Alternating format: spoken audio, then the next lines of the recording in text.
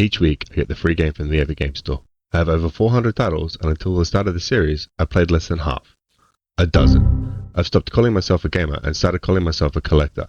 Now, I may never get through my back catalogue, but I can't stop it getting worse. Join me as each week I play through the latest giveaways, and maybe we find some gems along the way.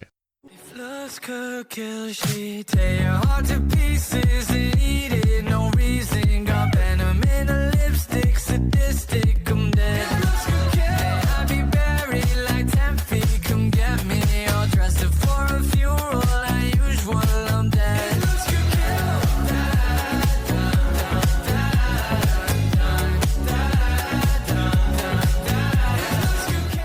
This week's first game was Down in Bermuda. Down in Bermuda is a cozy puzzler with a rustic art style. You play as Milton, a lost traveller that has been stranded on an island long enough to forget his entire family and former life, just trying to get home.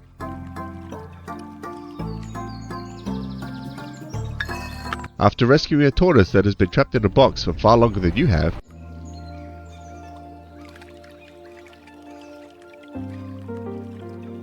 you're told about warp gates to other islands in Bermuda. These are powered by orbs called orbs, which feels like somebody forgot to rename a placeholder.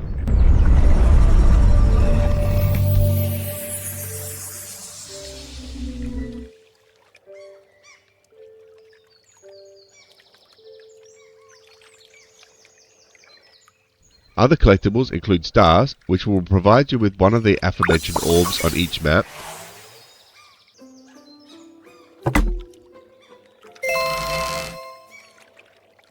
a star map, which will help you locate any missing stars, keys, which will often have you backtracking to older islands, relics, which construct a monument at the end of the game,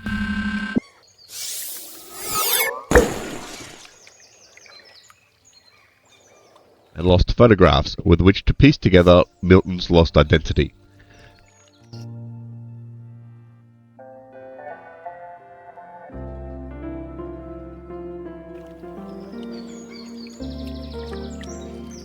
The game itself is one part hidden object, one part puzzler, and 2-part digital fidget toy. This is because many of the puzzles are solved by simply clicking on the doohickey that just appeared from triggering the last doohickey.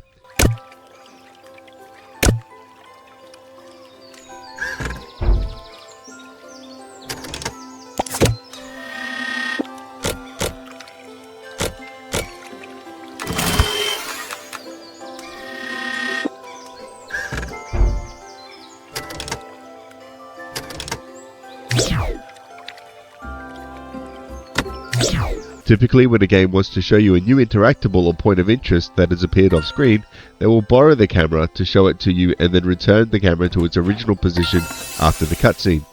This game, however, opts to hijack the camera instead, as it does not return the camera to its previous position or even to its previous zoom distance. I have to go over here now.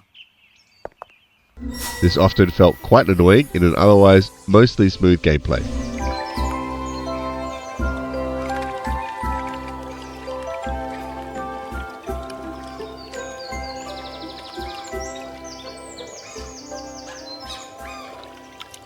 Finally, this game is too short. In as little as 2 hours, I'd completely finished this title. There are no more collectibles, no more challenges, and no replayability.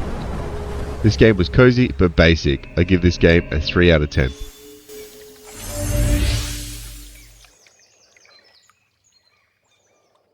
The other game this week was Tomb Raider Volumes 1, 2, and 3 Remastered.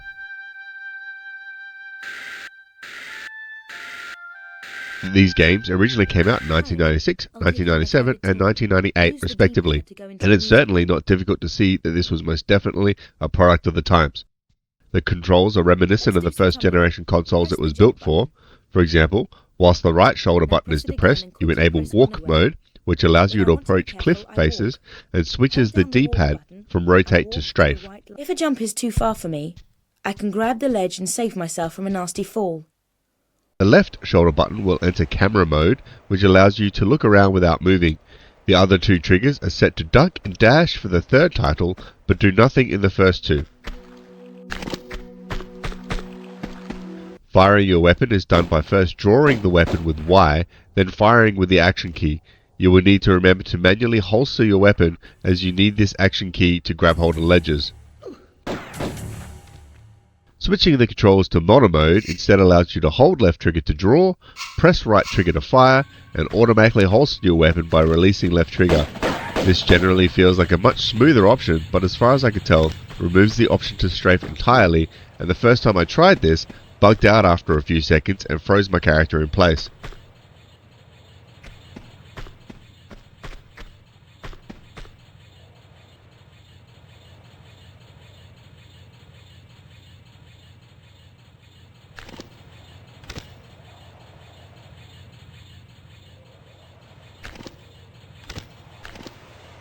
Well, don't just stand there. The combat system, as far as I could tell, has no way to aim, so you're stuck with the only option of spray and pray. You can attempt to dodge attacks by jumping out of the way, but this is usually more troublesome than it's worth. Enemies, for the most part, do very little damage, and healing kits are plentiful. The remastered graphics are pretty decent. Modelling Lara Croft after Angelina Jolie was a nice touch. You can switch these graphics back to their original state with a simple key press, which is also a very nice touch. This game is a perfect hit of nostalgia for anyone that played the classics in the late 90s, but for anyone else, such as myself, this game is perfectly mid. I give this title a 5 out of 10. Thank you for watching. If you liked this video, please like this video. Be sure to subscribe on the left to be notified about next week's mystery review. And as always, if you played either of these titles yourself, please drop a comment and let me know your thoughts.